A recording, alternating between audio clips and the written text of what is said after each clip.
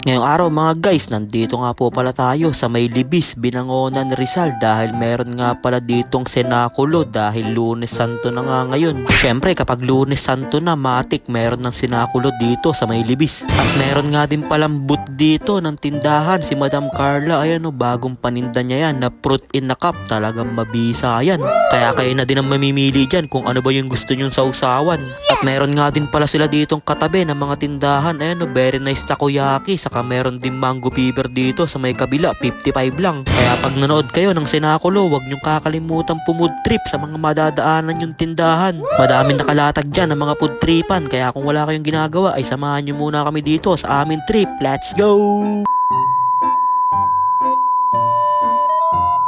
So, ayun po dahil ngayon nga daw ilalabas yung bagong paninda ni Madam Carla na fruit in a cup, kaya nagluto na nga kami dyan ni Kuya Jay ng alamang para mas malasa yung fruit in a cup pagka merong sausawan na mabisang alamang, talagang pouchem. Kaya sabi ko dyan kay Kuya Jay, ako muna ang maghahalo nitong niluluto namin na alamang dahil iba ang kamay ni Ninin Vlogs kapag naghalo. Tignan nyo naman ang kinalabasan nitong niluto natin na alamang. Ayan parang biko lang na meron latik sa ibabaw. Pero alamang yan mga guys, meron lang siyang bawang. Kaya hinakot na nga din namin dyan yung mga ibang prutas na gagamitin namin at pinaglalagay na nga namin to sa Libis mango fever. Talagang panlalaki ng mga pakwan, parang molten. Kala ko nga nung una magpapatraining si Kuya Jay dahil bandami niyang dalang pakwan, parang bola lang ng basketball. Kaya nire-ready na nga din niya ni Kuya Jay yung mga dadalin namin mamaya dun sa senakulo sa may Libis. Inaayos na niya yan para mamaya isasakay na lang namin yan sa kanyang Ford 125. Ayan na, pinagkakarga na namin yan. At okay na, naisampa na namin lahat ng mga gagamitin natin sa bagong paninda na fruit in a cup. Kaya dinala na nga namin dito sa may Libis itong mga bago nating paninda na fruit in a cup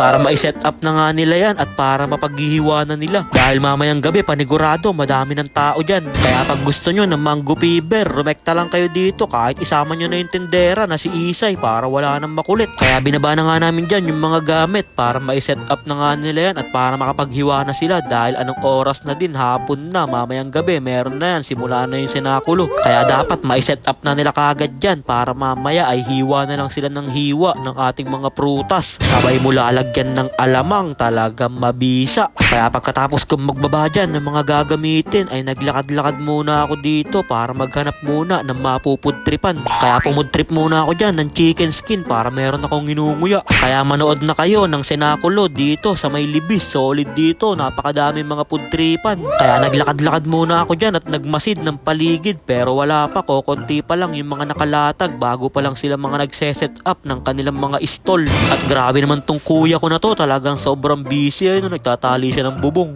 Sabay nakita ko pa nga dyan si Moja Apasionado. Ayun, gumegeng-geng pa siya. Sugod lang daw kayo mamaya sa kanya at bumili ng mga food trip. Meron daw tinda yan si Moja Apasionado. At nire-ready na nga din nila yung stage sa senakulo. Sabay nakita ko pa yung dalawa nating tropa dyan. Ayun, tamang lakad lang sila. Siguro naninipat sila ng mga EA cakes. Wala pa kayo masisipat dyan mga idol, masyado pang maaga, mamaya siguro mga gabi. Kaya sineset up na nga nila yan ng mabilisan para mamayang gabi ay okay na lahat, maayos na. Solid din talaga yung mga nagtitinda ngayon dito sa may Libis, Binangonan. Ayun meron pang mga laruan. Pero pag ayaw mong bumili ng laruan, sumakay ka lang dun sa may Ferris wheel para kahit pinapaikot-ikot ka na, tuwan-tuwa ka pa. Aray! Pero joke lang, masarap nga sumakay dyan sa may Ferris wheel. Kaya nagse-set up na nga dito si Boss Jason saka si Madam Tin ng kanilang mga gagamitin sa kanilang pagtitinda dito sa may senakulo. At itong ating stage naman sa may senakulo ay ready na din. Mamaya meron na tayo mapapanood dyan ng mga palabas. Kaya pag gusto nyo manood ng magagandang palabas ngayong Holy Week, sugod na kayo dito sa may Libis dahil maganda yung senakulo dito. At syempre wag nyong kakalimutan pumood trip dito habang nanonood kayo ng senakulo. Saka dito sa may katabi natin na very nice takoyaki, pumood trip na kayo dito sa kanila. Masarap yung takoyaki nila, promise, hindi kayo magsisisi.